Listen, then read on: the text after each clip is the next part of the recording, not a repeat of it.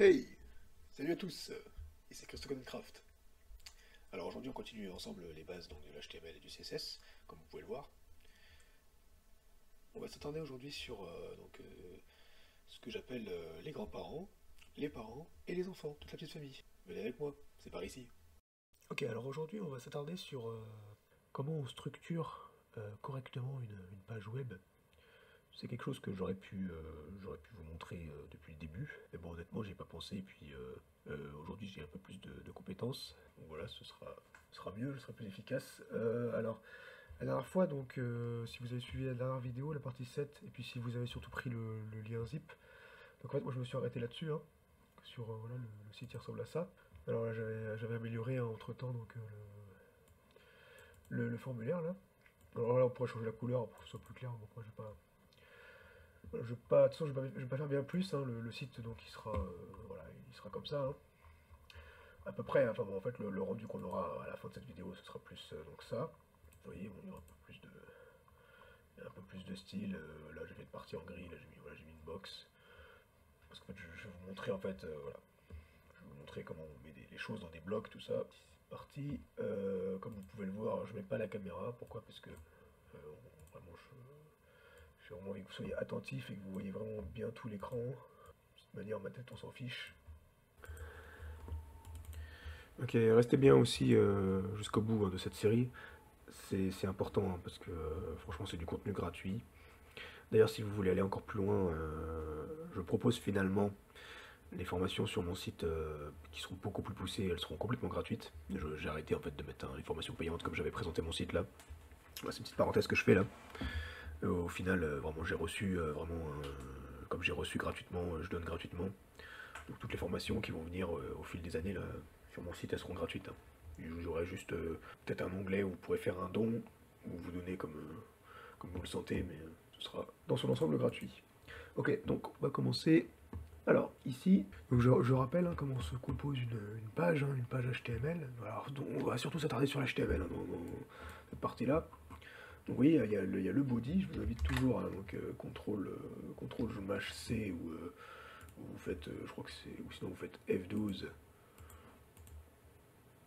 F12 pour sortir les DevTools, ou alors vous faites clic droit, inspecter.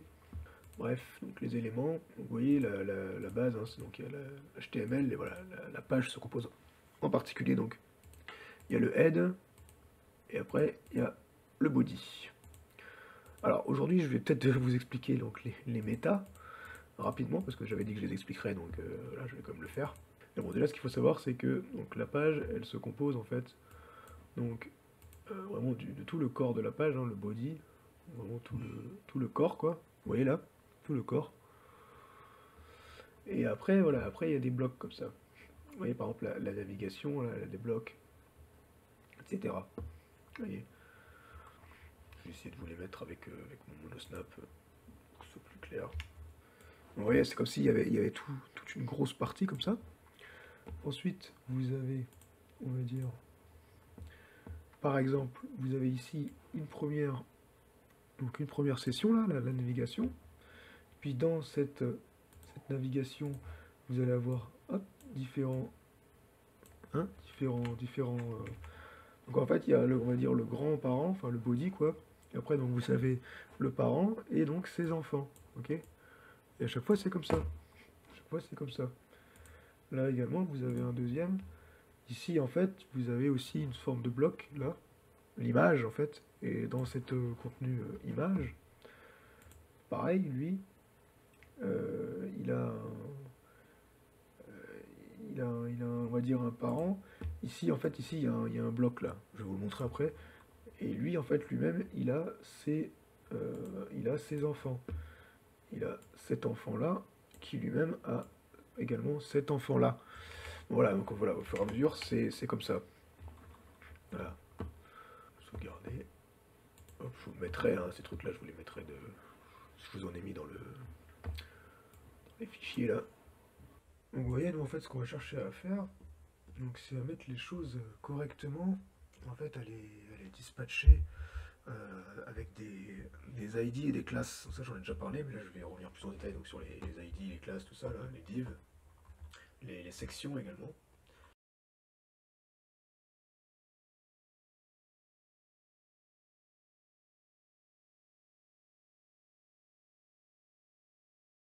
Et donc vous voyez, donc, je rappelle, hein, vous avez le body là qui prend tout. Le body hop, il va jusqu'en bas de la page là, vous voyez. Bon, en fait c'est l'HTML hein, qui prend, bien sûr, hein, l'HTML qui prend tout. Après vous avez le body. Et donc, ça je vais expliquer après. Donc, ensuite vous avez j'ai mis un header, vous voyez. Enfin d'abord il y a une nav. Vous voyez, en fait, premièrement il y a un premier bloc on va dire, donc c'est le bloc navigation. Et en fait ce bloc là, on pourrait se l'appeler par exemple par une classe ou par un ID pour que ce soit plus clair. Voilà, c'est une idée, hein. Bon, là on va pas le faire, en général il n'y a pas besoin, là on fait une nav, et dedans en fait, vous voyez, dedans, voilà, il y a un ID, il y a des ID et des encres.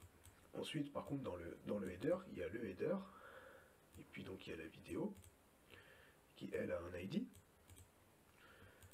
Et ensuite, là ici, il y a une div qui prend tout ça, elle prend tout là, le bloc. Et dans cette div, donc il y a un titre. Donc en fait, vous voyez, c'est tout ce bloc-là. Là. Bon, c'est tout ça. Hop. Alors si on la prend, hein, elle est où? Vous voyez, en fait, vous avez en fait ce bloc-là. Tac. Il y a un problème. Je me trompe quelque part. Hop.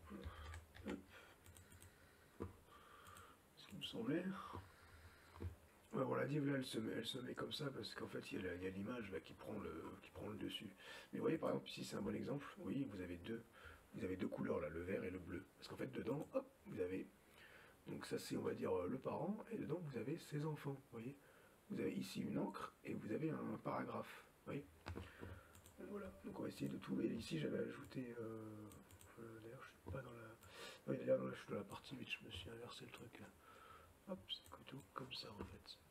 J'ai induit en erreur, parce qu'ici pour l'instant on n'avait pas mis encore la flèche là. Ça c'est, faut pas confondre avec celui-là. Voilà. D'ailleurs là, par contre je sais pas pourquoi il est. Ah ouais. Bon, ce sera rectifié ça, c'est pas trop grave. Donc vous voyez ici pour exemple, on aurait pu par exemple mettre là, on aurait pu créer une. Pardon, c'est ce qu'on fait. On aurait pu créer par exemple une classe ici, je sais pas moi, qui se serait appelée header 1. Header 1, et puis comme ça on aurait pu en fait toucher de manière plus spécifique, ensuite en CSS.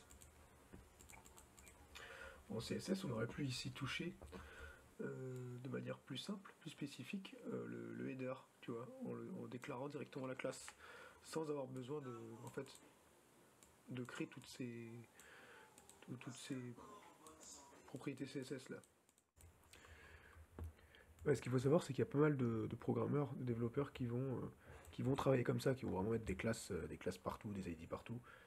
Mais moi personnellement, je ne le recommande pas sur des balises que l'on sait qu'on va utiliser qu'une seule fois sur la page. En général, les headers, il n'y en a pas deux, il n'y en a qu'un. En fait, là où on va mettre des classes comme ça avec des noms spécifiques et des sous-noms, je vais vous montrer ça. C'est quand il s'agit par exemple de balises qu'on va répéter. C'est logique. Donc là où je vais venir plus toucher, donc, cette notion là de parents, enfants, tout ça. Donc on va plutôt partir à partir d'ici. Vous voyez ici ce que je vais faire, c'est que je vais venir ajouter une section. Donc ça on l'avait pas vu cette balise là, la balise section. Vous faites balise, vous faites section, vous faites point pour la classe, vous faites par exemple section, et là tiret 1, et boum, ça vous met tout. Ça vous met toute la. Voilà. Et en fait le truc c'est que ici, on va venir englober jusque. En fait, bon, ça on pourrait l'effacer. Hein. Je pourrais vous le laisser, mais bon, ça servira pas à grand chose. Mais bon, en fait, ce qu'on pourrait faire, c'est venir effacer tout ça, faire par exemple la CTRL X, boum, et vous voyez en fait là, ici, vous voyez, ça contiendrait. Voilà, si je fais hop, si je sauvegarde là, il est ici. En fait, là, il va nous manquer, vous voyez, ça apparaît plus. la grosse partie là. Donc ici, hop, on va venir faire ça. Et voilà. Là, ça la reprend du coup. C'est toute cette session-là. Hein. Vous voyez, maintenant, elle est dans une session. Et donc, dans cette session, on va venir faire également une tac en dessous le. Alors, je vais mettre en dessous le EM parce que. D'ailleurs, pourquoi j'ai mis la vidéo là? C'est n'importe quoi là. Non, il n'y a pas de vidéo là. Bon, c'est notre erreur de ma part ça. Bref, là, donc. Ici, donc ce que je vais faire, c'est que je vais venir mettre une. Alors pour mettre une div, donc classe, je vous rappelle, vous avez juste. Ça va vous mettre automatiquement une div si vous faites point pour mettre la classe et vous mettez le nom de la classe, ça va vous mettre automatiquement ça dans une div. On met toujours la div se met toujours dans une classe par défaut. Vous voyez. Donc là je vais l'appeler par exemple description 1. Là vous voyez ça me le met dans une classe. Et ici pareil. Donc alors je sais pas pourquoi il me prend à chaque fois ça, on s'en fiche, il n'est pas dans une div elle. Donc ici en fait je vais venir prendre tout ça, oui, je vous jouais dans l'air, je sais pas pour que vous voyez en fait hein, comment on fait ça. Tac, vous voyez, donc c'est comme si on avait fait tac la classe, et là ensuite on venait se coder, tac, on venait s'écrire tout ça. Et donc là, ça ce sera également dans cette classe là.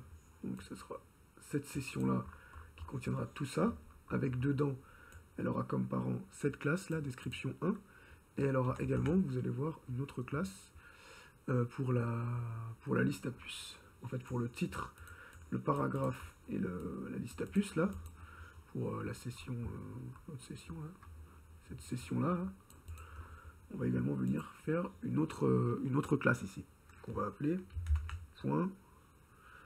Des trucs bidons. Hein. Bon, après, il faut mettre des trucs parlants. Hein. Puis je mets en camel case, on appelle ça, hein, donc avec une majuscule pour séparer là. Enfin bon, vous faites comme vous voulez ou un tiret, peu importe. Donc ici, boum, on va venir faire ça comme ça. Et là, même principe, on va venir. Ah ouais, alors non, là ce que j'ai fait, c'est que j'ai mis. Oui, donc là c'est info puce pour les infos de la liste à puces. Donc là, je vais juste venir juste enlever ça. Tac. On va faire hop, par exemple, et on va mettre ça là. Je peux mettre ça. Là, et ici pareil, on va mettre une troisième, un autre enfant encore, donc il aura 3 enfants. En fait, cette session-là, ce parent-là, aura 1, 2 et un troisième enfant ici, qui va s'appeler lui.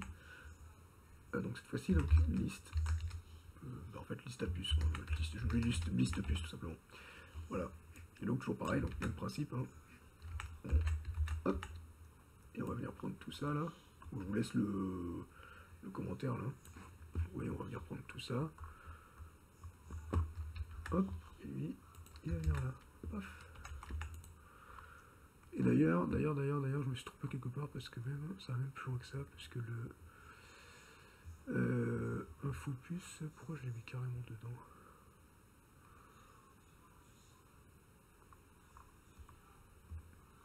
Ouais, non, ce que j'ai fait, c'est que j'ai carrément mis, en fait, vous allez voir pourquoi après. En fait, le infopus, là, je l'ai même mis carrément, je l'ai même fait prendre tout, en fait. Comme ça, il prend vraiment tout. Il prend tout. Vous allez voir pourquoi après. Parce que ça va faire un gros bloc, en fait. En fait, c'est des blocs dans des blocs. Vous voyez, j'aurais même pu l'appeler autrement. J'aurais pu l'appeler, par exemple, je sais pas moi, ouais, puce container, pour que ça parle plus.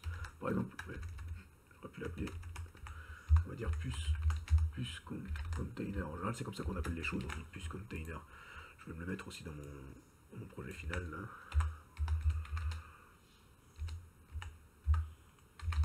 On va enlever la majuscule, d'ailleurs. Hop. Ouais, liste puce, donc puce container, liste puce, ouais. Voilà, déjà là, vous avez, c'est beaucoup plus clair. Et quand vous...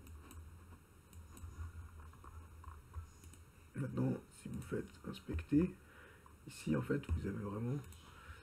il est où mon bloc? Enfin, on va le prendre là. Tac, tac. Voilà, vous avez liste puce. Vous avez avez ici puce container, vous voyez, ça l'affiche là, c'est tout ça en fait. Vous voyez, puce container, et dedans, donc vous avez liste à puce. Ouais. Tac, tac. Vous avez la session 1, donc qui fait tout ça. Session 1. Ensuite, il y a une EM. Dedans, il y a description 1. Vous voyez là. Dans description 1, vous avez un H2, un paragraphe, etc. Et ensuite, vous avez la puce container. Donc, c'est un autre bloc. Et dans ce puce container, donc vous avez un H3, un paragraphe, et dedans, vous avez... il est où? Donc, vous avez, voilà. Vous voyez, quand vous faites la petite flèche, là, tac, vous voyez tous les enfants. Donc, vous avez un H2. Dans ce H2, vous avez un petit truc en italique, là. Vous avez un paragraphe. Et vous avez une autre div qui s'appelle donc liste puce, avec dedans une strong. D'ailleurs, la liste à puce est contenue dans une strong, pourquoi? Parce que c'était pour mettre en gras, hein, je le rappelle. Et là, donc, vous avez une liste à puce. Donc, vous voyez comment on structure. Voilà, c'est la bonne manière de structurer une page.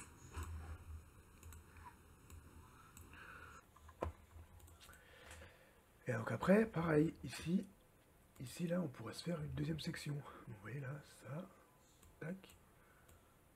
On pourrait ensuite ici, là, à partir du juste au-dessus du H3, là, hop, le mettre en fait dans une section 2 par exemple. Voilà, je vais faire section, hop, section, point, et on lui met le nom, donc section, tiret 2, hop. Donc là on met ça pareil. On prend tout ça. On va aller jusque... Ah, par contre là il y aura une div également. Mais déjà on va se mettre tout ça dans un H3 le paragraphe là. Déjà hop, on va se mettre tout ça là-dedans. Vous voyez, hop. Et ici on va se mettre une sous-classe ici pour le paragraphe. On va s'appeler ça tout simplement paragraphe section 2, hop, et donc on va prendre la div là, tac, et on va le mettre sous le P là, voilà, je vais faire ça comme ça moi, et voilà, etc., etc. Et ensuite pour le tableau là, pareil, on va venir, tout ça, ce sera le tableau là qui sera donc, hop, donc ces tableaux là, donc on va faire une classe tableau container. Là, on n'a pas besoin de faire une section, ce sera pas une section. Les sections en général on le fait pour des gros paragraphes, vous voyez, des paragraphes qui contiennent des paragraphes avec des images ou ce genre de choses, ou des petites vidéos. Donc là ce que je vais faire, ce que j'ai fait, c'est que j'ai créé directement une classe qui va s'appeler tableau avec un X, parce qu'il y en a plusieurs, il y en a deux. Donc tableau container, hop, et pareil, donc la div, elle contient, en fait elle va contenir tous les tableaux, et elle-même elle aura un enfant. Donc c'est le tableau container, parce que c'est le tableau container, donc elle prend tous les tableaux jusqu'à table. Là par contre lui il a mis deux tables, ça n'est pas deux tables, je pourrais faire ça comme ça. Donc elle va venir, hop, ouais, tout ça, paf, on va venir mettre là, et ensuite lorsque j'ai simplement fait, j'ai simplement mis ensuite une autre div, en fait une autre classe, juste pour contenir les tableaux en question. Alors soit vous le mettez là, ou soit vous le mettez au-dessus, un simple tableau, ouais, en fait c'est là, donc j'ai fait simplement la classe tableau, voilà. Voilà, simplement comme ça. Ouais, donc après, voilà, ouais, le principe après, donc ce sera pour englober les tableaux, tous les tableaux, donc on va venir mettre ici, dessous là. Hop, on aurait pu faire ça comme ça, par exemple, un peu propre. Voilà. Donc Donc ensuite, en ce qui concerne le formulaire, bon ça j'avais déjà fait, vous voyez, j'avais mis... La particularité là, c'est que bon, c'est un footer, donc le footer, pareil, hein, je peux mettre une classe sur un footer, en général le footer il n'y en a qu'un. Donc là voilà, on va contenir ça dans le footer, qui ensuite lui, par contre là lui, donc il va contenir un ID. Donc ça les ID par contre, on va pas s'amuser à faire bien sûr des parents, enfin des enfants en ID, en général c'est des classes, vous voyez ce que je veux dire. Donc ensuite là il y a un formulaire qui lui ensuite est, donc, qui est encore un autre conteneur. Donc il y a le conteneur footer qui lui-même contient un gros conteneur formulaire, vous voyez il s'arrête là. Et dedans il y a plusieurs classes, plusieurs divs contenus dans des divisions. Donc, vous voyez, voilà. Il faut savoir qu'une page web, bon celle-ci elle est vraiment basique, hein. C'est vraiment un site basique. Mais en fait, vous allez voir sur certains sites que en fait, c'est que des divs partout. Je vais vous montrer un exemple, hein. Un autre projet que j'avais fait. Donc, vous voyez ici, là, vous voyez, c'était vraiment beaucoup plus complexe, hein. Vous voyez, on avait fait une section, et ça c'est un projet que j'ai fait avec From Scratch, hein. C'est un formateur, hein, c'est un YouTuber aussi je vous laisse aller voir, hein, sur YouTube. Et vous voyez le rendu, en fait, ça fait ça. Hop, en gros. Et en fait, vous voyez, vraiment, il y a vraiment des divisions partout, quoi, des classes. Vous voyez, là, vous voyez comment c'est fichu, tac. À chaque fois, tout est dans des sessions, avec des classes, des parents, des enfants. Vous voyez comment c'est fichu, il y a des diffs partout, quoi. Bon, c'est un petit projet, hein, mais voilà. Il y a des trucs plus gros encore, hein, voilà, comme celui-ci par exemple aussi, hein. Vous voyez, c'est toujours pareil, c'est toujours le même principe. Il y a une division, tac, tac, tac, bon, voilà, vous voyez le principe. Vous voyez, il y a des divisions partout. Vous voyez, les divisions, les classes. Et en fait, normalement, tous les sites se présentent comme ça. Vous mettez un maximum de divisions, c'est des parents, dans des enfants, etc. Bon, je peux vous le montrer celui-là aussi, peut-être. Il n'y a pas de CSS, mais c'est juste pour que vous compreniez l'ampleur du projet. Vous voyez, il y a vraiment pas mal de... Il y a beaucoup de sessions, vous voyez, là, c'est vraiment beaucoup. Il y a beaucoup de choses, donc imaginez, hein, c'est plus propre de mettre des classes dans des classes, voilà, dans des sessions, avec dedans contenant des parents, des classes et des sous-classes, vous voyez ce que je veux dire. Voilà, c'est important quand vous faites des projets, voilà, des pages aussi grosses, de faire ça comme ça. Voilà. Donc voilà pour ça. Là, je pense que vous avez bien compris le principe, hein. Alors, par contre, du coup, je vous ai pas montré le CSS. Vous voyez, je vous ai pas montré le CSS, même sur les projets que je vous ai dit là, que j'ai fait là. Pourquoi je ne montre pas le CSS? Parce qu'en fait, ben, ça va faire partie des exercices que je vous propose. Je vous propose en fait plutôt que de vous montrer là maintenant, à partir de c'est la partie 8, de vous montrer le CSS, mais je vous propose de le faire vous-même. Voilà, parce que c'est important bien sûr de s'exercer, hein, de ne pas toujours copier, voilà, de s'exercer. Donc je vous propose, hein, de faire le CSS, et puis ben, au pire vous aurez, si vous avez la flemme, vous avez quand même dans la description, sous la description, vous aurez quand même le fichier zip. Et moi je vous recommande, si vous voulez, hein, si vous débutez, voilà, si vous voulez progresser, bah, essayez de faire vous-même, hein, le CSS, hein, de toucher, hein, ce qu'on a fait là. Bon, si vous voulez, vous pouvez pas obligé de faire une header, mais si vous voulez, vous pouvez faire une classe header, hein. Vous allez pouvoir remplacer à la place, hein. D'ailleurs même réorganiser ce code, hein, à votre sauce, hein, parce que bon là c'est pas très joli, hein. Vous pouvez contenir en fait, hein, le header là, plutôt le contenir en fait plutôt là-haut, hein, parce que c'est lui qui prend en réalité tout, et puis vous pouvez mettre à la place ici, hein, je sais pas moi, header, là, il vous le met automatiquement. Vous voyez, faire ça comme ça, au fur et à mesure, enfin, bon, voilà, je donne des petites astuces comme ça. Et voilà, faites par vous-même, c'est important, progresser.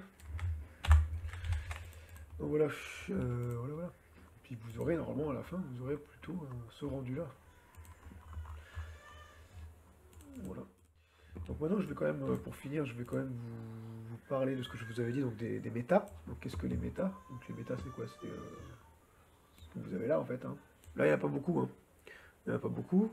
Il y a des sites où les méta sont vraiment géantes. Je vais vous montrer un exemple. Par exemple. Donc voilà, ici c'est le code source d'un site juste pour info, c'est sur la Bible de l'épée, si je ne me trompe pas. Bref, hein, vous n'allez pas comprendre si vous ne connaissez pas. Mais bon, en gros, vous voyez les méta là. Donc c'est un site qui est vraiment codé à l'ancienne, hein, il n'est pas sécurisé du tout en plus. Donc vous voyez, regardez. Bon, ici tout est mis en une seule ligne, mais vous allez voir la grandeur, la taille des méta. Vous voyez tout ce qu'il y a. Hop. Vous voyez comment c'est gigantesque? Donc en fait, si on devait prendre ce code là, si on devait prendre tout ça, Bon, on va enlever là parce que ça c'est du JS. Ouais. Donc vous imaginez si je fais un CTRL C là, et que je mets ça, hop, on peut se faire un new truc là. Bref, on peut se faire un truc bidon. Attendez, je vais pas le faire comme ça, je vais pas embêter. Je vais vous montrer directement comme ça. Ouais, par exemple, si on devait, hop, on devait se mettre la méta qui est là. Imaginez la taille du truc. Bon, bien sûr, il me met tout en rouge parce qu'en fait, pourquoi? Parce que la méta là. Alors déjà, bon, elle contient un script par contre. Ah oui, alors là, elle est rouge parce que déjà, ça, on peut l'enlever. Hop, voilà, c'est bon, elle est plus rouge là. C'est parce qu'il y avait un. Ça appelait une page JavaScript que je n'ai pas, donc forcément, il se le mettait tout en rouge. Donc vous voyez la taille là du truc, normalement, bien sûr. Alors lui, en plus, il a mis à l'ancienne, il a mis en majuscule les méta. En général, maintenant, on fait plus ça, on met en minuscule. Et puis là, c'est du code à l'ancienne, enfin, c'est-à-dire qu'il a tout mis en caractères spéciaux comme ça. Bon, c'est fait exprès, hein, c'est pour pas qu'on puisse... voilà, c'est plus sécurisé. Mais vous voyez, regardez là, le nombre en fait. Vous voyez un title aussi, le title est hyper grand. Il y a le head, et table, ta.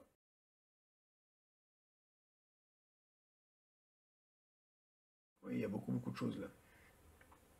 Pour la vérité, c'est pas vraiment de méta ça, je dis des bêtises, mais ça rentre dans ce qu'il y a au-dessus, quoi. Il a tout mis, bon après c'est assez particulier comment c'est fichu comme site. On pourrait enlever, à partir du titre là, on pourrait enlever tout ça, hein. On pourrait virer ça, hop. Mais bon, déjà ça fait déjà pas mal de méta, vous voyez. Normalement, on peut le séparer. Donc en fait, qu'est-ce que les méta? Pourquoi lui là, il en a plus que moi? Ben lui en fait il a des... là dans son site il y a des droits des droits d'auteur, ce genre de choses, il y a en fait des noms d'auteurs, il y a des appels en fait, d'autres applications, tout ça. Bon encore celui-là il est pas énorme, mais des fois vous savez que vous avez des trucs Google Analytics, tout ça. Bref en fait en gros je vais vous montrer la définition de ce que c'est les méta, pour que ça sera clair. Bon, voyez ici j'ai trouvé un site qui explique bien donc ce que c'est les méta, hein, mieux que moi, parce que moi j'ai du mal avec ça. Et bon en gros, je vais pas tout vous lire, hein, je vous mettrai sur la description ce site là. En gros, il explique que les métadonnées, en fait, donc, s'accordent parfaitement avec l'aphorisme d'Alfred Gorzybski. Donc, une carte, ce n'est pas le territoire. A map is not the territory. Mais en fait, les métadonnées, donc c'est la carte. En fait, vous voyez, c'est vraiment la carte, le territoire de la page. L'information, c'est vraiment les informations les plus importantes. Mais pourtant, et ça c'est vrai, pourtant Google, en fait, Google, par exemple, il prend pas vraiment en compte les métadonnées. Et il y a quelque chose qui est très important aussi, c'est la métadescription. C'est ce qu'on retrouve par exemple quand on fait des sites WordPress, en fait, quand on veut faire des sites SEO. Si vous prenez un plugin SEO, bon, je ne vais pas rentrer en détail, mais bon, en gros, il va toujours vous demander de mettre une métadescription. Vous voyez, une métadescription, en fait, quand vous faites une recherche, la métadescription, qu'est-ce que c'est? C'est ça, là. Ça, c'est une métadescription, ça. Et ça, c'est ce que vous touchez, c'est ce que vous allez mettre dans votre code. Vous allez pouvoir le mettre ici, vous voyez. En fait, en général, c'est ça, là, c'est la méta, c'est name, description, ouais, c'est ça la méta description en fait. Content, ça c'est la méta description en fait, vous voyez. C'est ce qui va, voilà, c'est ce qui va apparaître en fait sur les pages de recherche. Donc c'est vraiment important comme les métadonnées. Il y a encore beaucoup de gens qui n'utilisent pas les métadonnées correctement. Mais en même temps, comme c'est dit, voilà, Google il prend pas en compte toutes les métadonnées. Donc bon, c'est un peu bizarre. Et Google n'a jamais été un grand amateur de balises de métadonnées. Il s'en fout un peu, il crée sa propre carte et capture des bouts de page. Si ça lui tente, il peut se fier tout simplement aux résultats du répertoire des mots. Aujourd'hui, on déclare à Google des zones d'entête, on précise au scalpel près où se trouve le nom de l'auteur, etc. Le tout saisi gracieusement et bénévolement par le webmestre, signe des limites de la machine. D'ailleurs, je me suis toujours demandé pourquoi Google n'utilisait pas les métadonnées simples. Google ne fait pas confiance à personne. Okay. Surtout pas à Webmestre. C'est aussi ça le progrès. Enfin, Googlebot, le moteur de Google, semble lui respecter la balise universelle robot, mais a tout de même créé sa propre balise pour indiquer essentiellement la même chose. Donc Googlebot, d'ailleurs Google précise qu'il ne considère pas la balise Skyworld. Ok, bref, bon, je vous laisserai aller voir l'article là. En gros, voilà, je sais pas si vous avez compris un petit peu ce que c'est les méta. Mais en gros, c'est là en fait on va donner toutes les infos les plus importantes de notre page web. Par exemple, ce que je peux vous donner encore comme exemple. Là j'ai un autre site également. Je suis en train de refaire toute la Bible de l'épée là. D'ailleurs je le fais avec... bon, excusez-moi si c'est un peu fouillis, mais c'est important ce que je dis. Donc vous voyez là, alors c'est pas ici, c'est ici dans l'index. Donc ici par contre, dans mes méta, là j'ai mis plus de méta, vous voyez. Dedans j'ai mis donc name, author, donc l'auteur. Donc là bon j'ai mis le Saint-Esprit pour faire un petit clin d'œil. Parce que moi je suis un homme de foi. J'ai mis donc name, donc j'ai mis là name, donc c'est copyright. Moi j'ai mis copyright. Et mon copyright c'est CryptoCodeCraft. Donc bon, on peut faire ça aussi, on peut se faire ça, c'est-à-dire comme on vous l'a dit. C'est-à-dire Google il s'en fout des méta, c'est juste, bref. C'est juste pour les développeurs surtout. Hein. C'est juste par convention. Hein. Donc, vous voyez ici ensuite, donc vous avez là également ici hein, ça l'HTML, hein, si vous vous demandez ce que c'est là, ça là, bah, ça c'est pour la langue, hein. Vous mettez les langues, ça après la préfixe, bon ça je vais pas rentrer en détail, mais bon en gros, c'est des trucs liés aux langues, tout ça, ça char7 UTF-8, ça c'est lié à la syntaxe. Bref, de toute façon je préciserai tout ça dans les formations qui sont sur mon site, je détaillerai beaucoup mieux ça. Hein. On continue, voilà. Vous avez le viewport, content viewport, initial scale, ça c'est pour la taille, si je ne me trompe pas. C'est initial scale, c'est normal, c'est parce qu'en fait c'est la taille, il faut que ce soit 1.0, parce que si vous mettez 0, vos trucs ils vont être tout petits quoi. Tout va être tout petit. Hein. Donc ça c'est la taille par défaut, hein. C'est normal. Donc voilà. Vous voyez ici par exemple, là par exemple, bon, ce que j'ai fait c'est pas du tout conventionnel. Hein. Mais là normalement dans la meta name, en fait on mettrait pas ça, on mettrait pas copyright, et puis là j'ai mis ça parce que bon, moi je fais ça comme ça, mais en vérité c'est pas ça qu'il faut faire là. Là le copyright, il faudrait pas le mettre là, il faudrait le mettre en bas de page, bref, mettre ça dans le footer ou quoi. Là en fait ce qu'il faudrait que je fasse, c'est mettre une description claire de qu'est-ce que... vous voyez, il faudrait mettre ici, en fait, par exemple, description. Et en fait ici, mettre la description du site, de qu'est-ce que propose ce site. Ici c'est donc Bible par exemple de... Je sais plus écrire. Vous voyez, vous pouvez par exemple mettre des trucs comme ça, j'en sais rien. L'épée, histo, code, Minecraft, voilà, là. Ce serait beaucoup plus propre de faire ça comme ça, vous voyez. Voilà. Donc voilà, c'est surtout ça que j'avais à dire. Hein. Je pense que c'est très clair. Hein. Vous voyez ici dans ce site, hein, vous retrouvez toujours pareil les mêmes trucs. Hein. Voilà, j'ai jusqu'à été mettre carrément dans le body hein, des tailles. Bon, ça c'est encore autre chose. Hein.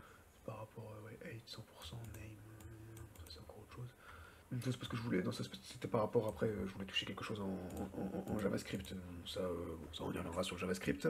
D'ailleurs voilà, c'est ça que je voulais vous dire, c'est que restez bien jusqu'au bout de cette série, parce qu'en fait, déjà la partie 9, là, la prochaine partie, on va voir quelque chose de encore plus efficace que le CSS, c'est ce qu'on appelle SAS. Donc c'est ce que vous voyez là, ça c'est du SAS, c'est pas du CSS. Alors le SAS en gros c'est une sorte de librairie, c'est un dérivé de Ruby en fait, c'est du style à la base qui avait été fait pour le Ruby. Et en fait ça vous permet de faire un code CSS beaucoup plus propre. Et bon, je vous expliquerai tout ça en détail, mais vous allez voir que c'est beaucoup plus propre, en fait ça vous fait des raccourcis énormes. Vous pouvez tout déclarer comme ça dans des variables. Et après en fait vous pouvez tout indenter comme ça votre code, vous pouvez mettre vos propriétés dans vos propriétés, etc. En fait en gros, hein, voilà, je vous dis ça, c'est juste pour vous mettre un petit peu l'eau à la bouche hein, pour le prochain épisode. En gros, sachez que en SAS, de manière, je vous invite au prochain épisode, et puis il y aura une vidéo aussi que j'ai déjà faite qui s'intitulera SAS versus CSS.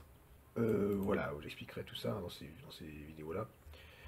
Mais bon, en gros, vous voyez en fait que vous pouvez mettre... vous voyez, ici vous avez le body. En fait, en SAS, c'est ce que vous pouvez pas faire en CSS, c'est que vous pouvez mettre comme ça des balises dans des balises. Oui. Non, pardon. Ça, là, je suis dans l'index CSS. En fait, là, ce que produit... Excusez-moi. Je recommence. Vous voyez là, ça c'est mon body. Dans mon body, j'ai mis mon HR. Alors le HR, c'est ça on n'a pas vu cette balise, mais c'est juste pour faire un trait. En fait, la balise HR, c'est pour faire une séparation par un trait. Je vais vous montrer vite fait. Bon là, il faut que j'active Watch SAS, sinon on va pas le voir. En gros, hop, je vous montre ça vite fait. Tac, c'est un trait comme ça. La HR, voilà. Vous voyez, donc en fait, vous avez ça, un body, vous avez le HR, et ensuite, en fait, vous voyez, vous pouvez tout mettre l'un dans l'autre. Et si je veux même, je peux même mettre dans ce HR là, carrément dedans là, là-dedans, Si je veux, je peux mettre une balise P. Et hop, vous voyez, ça me met les accolades en bleu maintenant. Vous voyez, puis je peux mettre par exemple, pour ça, mon background color, blablabla. Et en fait, background color, c'est pareil, paf, comme j'ai mis. Bon voilà, enfin, bon, je vais pas rentrer dans les détails, bon, comme j'ai mis des variables color, hop, juste à les toucher comme ça, oui, j'ai déclaré. Hop, là, ici, des variables d'une certaine couleur, et j'ai pas besoin en fait, à chaque fois, de reprendre des couleurs. J'ai juste à mettre là, j'ai juste à modifier mes variables ici. Et voilà, ça fait des raccourcis énormes, et en fait, ça produit un code CSS ensuite là. En fait, le SAS, lui, il n'est pas reconnu par le navigateur. Il va produire en fait une autre page, un autre truc en CSS, qui lui, en fait, du coup, va faire un code. Ça va être tout fait, ça va être beaucoup plus propre. Vous voyez là? Tac. Vous voyez ici ce que ça m'a produit, ça fait body HR, body H3, body H2, body nanana. Alors que ici, j'avais juste fait un. Oui, mais une faute parce qu'il y a ça là. Hop. Alors que ici, j'avais juste fait ça en fait. Tac, tac, tac, tac, tac. Vous voyez, ça va beaucoup plus vite. Ça prend beaucoup moins de place là, vous voyez, que là. Vous voyez tout ce que ça a mis là? Vous comprenez en fait le principe? Ici, pareil, il y a je sais pas combien de sections, nanana. Ici, c'est juste, c'est un seul truc en fait. J'ai mis une section container et dedans j'ai mis tous mes trucs. J'ai mis mes petits, voilà. Il y a juste ça en fait, vous voyez. Alors que là, ça me fait plein de blocs comme ça. Il y a section container, après section container, mais non, et vous voyez, ça redéclare tout à chaque fois. Ça c'est le CSS. Vous voyez. Alors qu'en ça, tout est raccourci. Donc voilà, donc on verra ça à la prochaine vidéo. Et pareil, pour la partie 10, on verra donc les bases du JavaScript. Voilà, donc c'est pour ça, restez bien jusqu'au bout, parce que en JS, on peut vraiment faire des trucs, magnifiques. Comme par exemple, ça c'est voilà, c'est un petit projet que j'avais fait pour la bonne année sur ma chaîne YouTube principale. Vous voyez, là il y a du JS, donc en fait vous voyez, il y a des petites bulles là comme ça qui apparaissent un peu partout, je sais pas si vous les voyez. Vous voyez, ça c'est fait en JavaScript, c'est fait avec JavaScript. Oh, voilà, vous allez pouvoir faire beaucoup de choses. Avec ça, c'est le JavaScript, tout ça. Voilà, vous allez pouvoir faire vraiment beaucoup de choses. Mais voilà, pour aujourd'hui, on va s'arrêter là-dessus. Hein. Vous verrez qu'en JavaScript, on pourra faire des effets sur la souris, tout ça. Voilà. Après, on pourra mettre un effet en fait justement là-dessus, là. On lui mettra une animation là, à cette flèche. Voilà, on pourra mettre beaucoup de choses en plus. Des animations également sur le formulaire, par exemple. On fera ça. Voilà, ça sera dans la partie 10. Donc voilà, restez bien jusqu'au bout. Et en attendant, bon, soyez encouragés, soyez fortifiés et bon code. Et voilà, je vous invite vraiment, comme je vous l'ai dit, faites le CSS par vous-même hein, sur ce projet-là, faites-le vous-même. Venez toucher là ce qu'on a déclaré aujourd'hui, hein, toutes les sessions, la session 1, description, tatitata, puce container, liste puce, voilà, venez retravailler le code en CSS, c'est vraiment important hein, pour travailler par vous-même. Allez, ciao et bon courage. A plus.